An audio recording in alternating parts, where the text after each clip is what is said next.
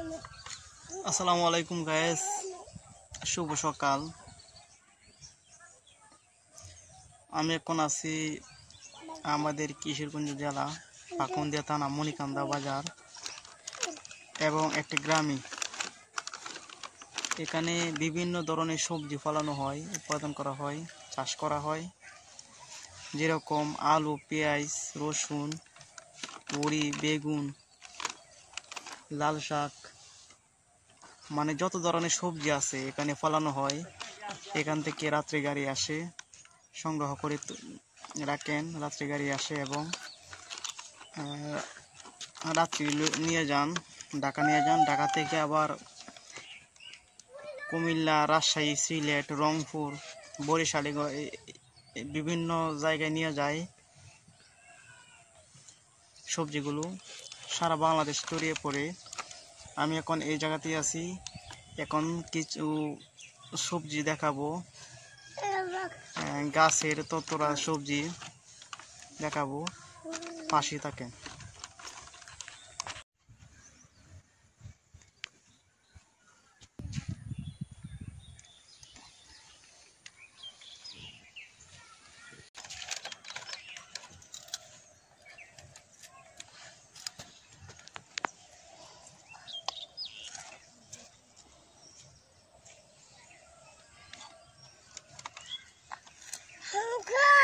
Guys, এটা হচ্ছে রসুন ক্ষেত, রসুন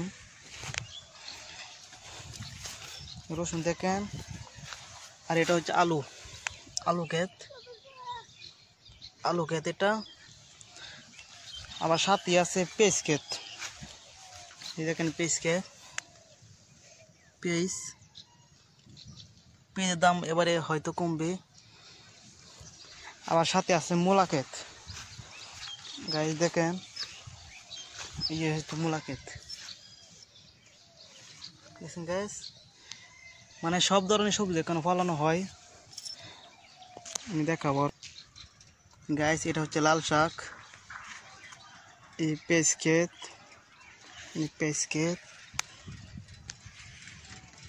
আর এটার নাম আমি জানি না।